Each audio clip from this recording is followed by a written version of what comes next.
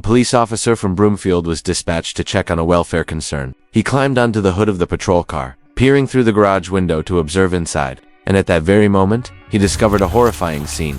151 here. Send the medical team and Unit 110 to the scene. I need to break the door. There's an unconscious woman in the garage. Broomfield Police. Broomfield Police. Oh damn. A few hours before the police department's check, Broomfield received a call from a man named Daniel Krug regarding his family being threatened by his wife's ex-boyfriend. My name is Daniel Krug. We have been threatened.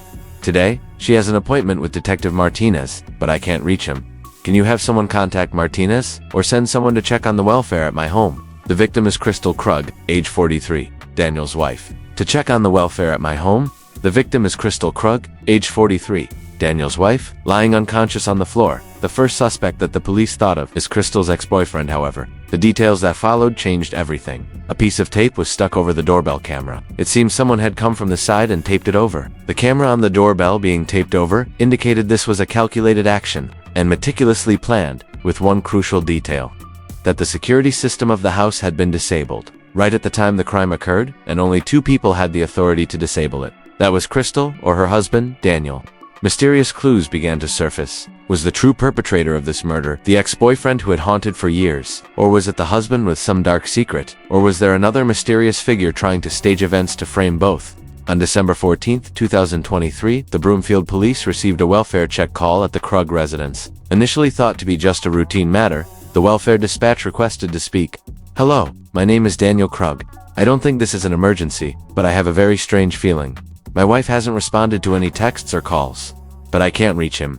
Can you have someone contact Martinez? Or could you send someone to conduct a welfare check at my house? Right after receiving the request at 12:28 in the afternoon, an officer arrived at the Krug residence to check on welfare, but he had no idea that behind the door was a horrifying scene capable of haunting all those involved. Oh damn. Oh my god, what the hell?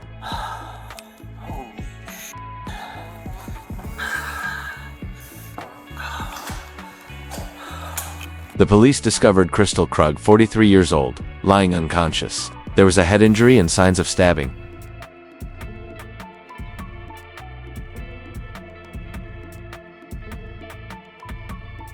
He immediately rushed in to try to save the victim. In desperation, trying to struggle to save the victim's life. The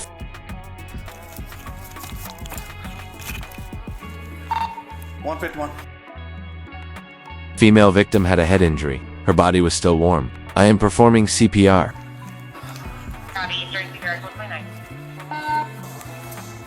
Hello, ma'am. I need you to stay out, please. Okay. She's got a head wound. She has an injury to the head. I'm not sure of the cause. It could be from a fall, but I'm not certain. The injury is very severe. Her husband had mentioned that someone was lurking, threatening to kidnap her. Is she still conscious? No. Despite the officer's best efforts, however, Kristil Krug did not survive and was pronounced dead at the scene. Due to the ambiguous nature of the death, the police immediately expended the investigation. But little did they know that a dark, unpredictable secret lurked behind it all. From the initial call from Kristil's husband, they learned she had been followed, and they suspected that the mysterious man could be the attacker. The crime scene was reinforcing that terrifying possibility. One officer recounted that he walked around the garage to gather information. Then he saw Kristil lying at the bottom of the stairs, blood splattered on the wall. The front door was unlocked, but the doorbell camera had been taped over. Perhaps someone had secretly taped it from the side. Kristil might have opened the door for him. Then she was attacked with a clear head injury, while the specific suspect had yet to be identified. The police were forced to search the entire house, hoping to find some clue. They still did not know who the intruder was, and why he committed the crime. This is Broomfield Police. Is anyone home? Speak up. A person is entering through the front door. This is Broomfield Police. Is anyone home? This is Broomfield Police. 3501. Is anyone home? I have a few rooms on the left here. Let me know when you go around. Okay. RFP mentioned there was someone lurking who threatened to kidnap. So please be alert. You watch my left side. This is Broomfield Police. This area is secure. I'm heading up here. I don't know what that door is. You go one way, I'll go another. You go that way. Through the open door, checking all around. I'll go straight. There's another door on the left while the police are securing the house. Kristil's family received the bad news when Daniel, the victim's husband, arrived at the scene. He collapsed in pain, and the whole family broke down in tears. Just a few hours earlier, he had called the police for a welfare check, hoping his wife would be safe. Now this man faced a harsh reality. Tragically, the woman he cherished, held daily close, had passed away, and he couldn't stop blaming himself for not being able to protect his wife. I am a foolish husband. Oh my God, I couldn't protect her. I should have done that right now. The police found no one else in the house, proving that the attacker had escaped. The only clue they have right now is someone who had been stalking Kristil. They must quickly identify and track this person down. But things were not that simple.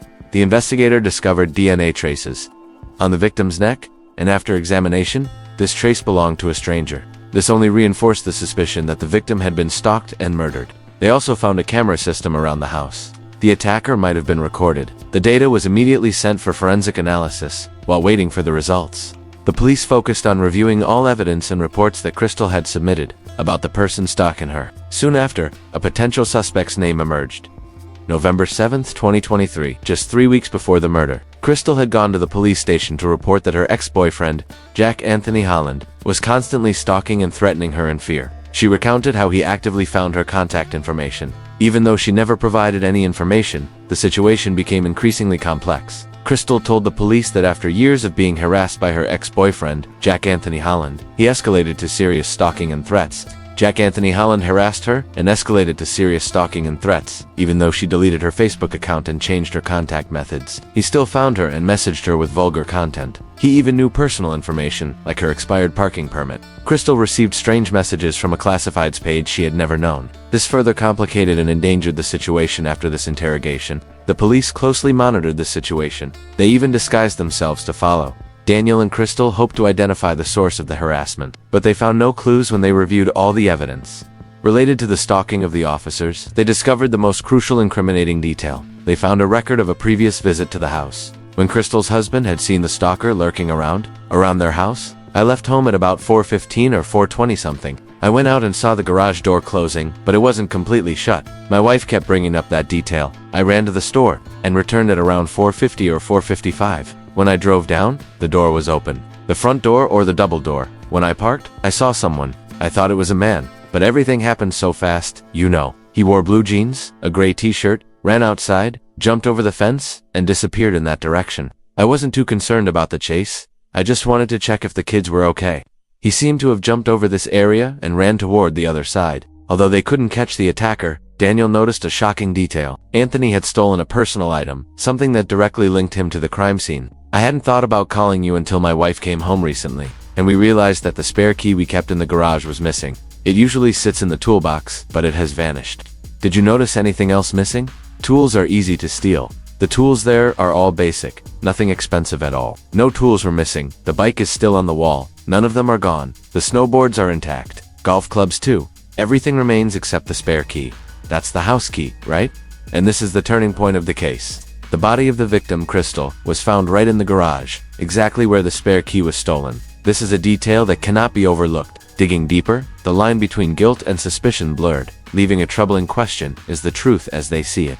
Or is there a darker secret? Reviewing the old evidence made Anthony the prime suspect, and he was believed to have sneaked into Kristil's house to steal the spare key. Now, all suspicion was focused on the name Anthony. The quickest lead was his workplace in Utah, but before proceeding with the arrest, they sought out a colleague of Anthony to gain a clearer understanding of who he was. What is Anthony like normally? He is a good person, just a bit different, a little slow, not too outgoing, a bit creepy, but overall seems friendly. Has he ever made anyone uncomfortable with his words or other behavior? No, not that I know of. I haven't heard anything. With colleagues and clients, one coworker remarked that Anthony had a pretty good reputation. However, when the police asked about his alibi when Kristil was murdered, she revealed a detail that raised further suspicions. I noted this down. This page is the meeting schedule, because he had a meeting scheduled at 9:30, and that was the meeting he missed. The time he was absent from the meeting was enough for Anthony to commit the crime. Knowing this detail, the police immediately proceeded to interrogate him. Let's see, I'll read off some names, see if you recognize anyone. Have you ever heard the name Kristil Krug? She might be using a different last name. Grimshaw, when you got to know her. What about Daniel Krug? No? So, how did you know Kristil? She was my ex-girlfriend. How long ago was that? Since 1990. So that was a very, very long time ago, right? She was my first love. When was the last time you spoke to Kristil? Was it recent? A long time ago. A really long time. Since you moved away. So that would be around 2014. Ah, yes. Anthony denied ever contacting Kristil again. Then, the police shifted to directly asking about her death. To observe his reaction, what do you think about that? Unbelievable. She was my first love, and I just can't believe it. I know it's been a long time since we met, but still, I'm still in shock. Anthony appeared to be oblivious, but he was still considered a suspect. However, later, colleagues confirmed that she had ... wrong. Anthony actually attended the meeting that morning, and he never left Ultra, so the suspicion against Anthony was cleared. If it wasn't Anthony, then who was the one that acted while the police were nearly at a dead end? Reports from the camera system changed everything. All the cameras went down just as the murder occurred. This is truly shocking because only 2 people had access to the camera system, and Kristil would never be foolish enough to turn off the security equipment knowing they were being threatened. The only chilling possibility revealed that the perpetrator of the case could be Daniel. Looking at the victim, he had full access to the camera system. Family security, but a painful attitude. Daniel's extreme reaction at the scene made the police hesitate. To learn more, they went to Kristil's family, and the victim's father was about to speak. Shocking everyone, She goes, and I think I pretty much decided I am going to proceed with a divorce from Dan. I go, oh, okay. She goes, so one of the things that really bothers me, said, is he just doesn't take this stalking thing seriously. It doesn't seem to bother him at all. I'm telling him that I'm afraid, and he's just blowing it off, and it's not bothering him, even though it appears that he's been threatened by this stalker too. It doesn't even faze him, and it doesn't bother him that I'm upset about it. That at this point, I don't rule out that it's Dan. I'm afraid that Dan could have something to do with it, and I think Anthony could be Dan. So she had the inclination that Dan was in fact the stalker and that there was no Anthony. And that was 2 days before her death. The testimony from the victim's father made the victim's husband, Daniel, become the focal point of the investigation when the police went to the office to verify. They discovered he was missing at the time Kristil was murdered, and he was late. This detail immediately pushed Daniel to the position of prime suspect. Just then, a friend of Daniel's suddenly reached out, providing a lead related to the murder weapon. The suspect in your murder case previously worked at the Colorado Department of Health and Environment. The person directly supervising him was someone named Eric Sheminsky. The defendant in your murder case used to work at Colorado Department of Health and Public Environment. Yes. His immediate supervisor was a fellow named Eric Sheminsky, and I can get you Eric's contact information. Eric told me last week, on the 25th, we were at a retirement event for an employee, that your defendant showed him what could have been something like the murder weapon. This new lead helped investigators solidify their suspicions about Daniel, and then the worry immediately turned into reality. Data from Kristil's personal phone revealed a shocking twist. It was Daniel who had been stalking her all along. Tracing the messages, police discovered all were sent from Daniel's office. Clearly, Daniel had been planning to murder his wife for a long time. With irrefutable evidence, police immediately prepared a plan to arrest him before everything was exposed. Go, go, go. Hands on your face. Hands on your face. Don't move. Hands on your face. Check the vehicle. Make sure everything is safe. Are you back yet? After being arrested, Daniel was taken to the police station for questioning, uncovering secrets far darker than his outward appearance. From the very beginning, Daniel tried to control the situation and crafted a facade that benefited him. I felt hurt that she didn't tell me about the stalker from the start, but she told me right away. I knew about the stalker from the beginning, but she told me right away. After he sent her a picture of me, I was really sad and angry that she had kept that from me. Once he sent her a picture of me, and I was definitely hurt and angry that she was keeping that as a secret. Can I ask you, what do you think happened today with Kristil? I don't know, but you must have thought of something. I'm sure your head is thinking of millions of different possibilities. What do you think happened in my mind? The story is, someone came knocking at the door. She might have gone out to get a package. Then that person immediately sneaked in. She is a strong person. She would resist. Daniel believed the inspectors would buy his fabricated story, but he didn't know that. They would buy his fabricated story, but he didn't know that. They had enough evidence to convict him. Let's see. How do you plan to explain why all the security cameras in the house were off? If it was some stranger committing the crime, you say my home cameras were off. That's impossible. The camera can only be turned off through the app. It has to be one of us pressing the button to turn it off. Daniel accidentally admitted that it could only be him or Kristil. Only they could turn off the security camera, but upon realizing this, it could be used as evidence against himself. He immediately changed his tone. It can't be me. I didn't turn them off. I have no story to tell you. I wish I did. Although Daniel denied the charges, the investigators quickly turned the tables and revealed the trump card, the Gmail account. The Kickman account you received, the one that had his photo and phone number, it all originated from the IP address at his workplace. It couldn't be unreasonable at all. He might have taken that photo in my office. And moreover, according to what we know so far, there's no possibility that Kickman could be linked to the case. Considering where he currently is, there's still a mystery. There must be a satisfactory answer, but everything is pointing in one direction now. Daniel completely collapsed, but the investigators kept pressing him with their final questions. So give us another explanation. We know it's not Kickman. There must be an AI involved, right? He turned off the camera system, accessed the password-protected system to disable the cameras, using the IP address from his own office to create the accounts, sending messages and images to impersonate a stalker. So go ahead and tell us. Help us explain this confusing story. No, I didn't do that. Daniel still did not confess to his crime. Instead, he shamelessly claimed that someone else was behind it. I want you to find out who did this. Because I know it's AI. Don't you believe me? Fine, just don't stop investigating other leads. Okay, find out. Track down that bastard. I don't need you to catch him. I just want that bastard dead today. He took my children's mother before Christmas. Find him. I don't care how you catch him. I don't care how you kill him. Just find him. I don't believe in karma. I don't know what else I need to prove. When you convict him, I don't know anymore. Just find him. Before the murder occurred, the police found that on Daniel's device. There were chilling search terms, like when is head trauma concerning? How hard do you have to hit to knock someone unconscious? Or how long can someone be unconscious without causing brain damage? Even while continuously denying guilt, evidence showed Daniel had been stalking Kristil for months, and that obsession led to tragedy.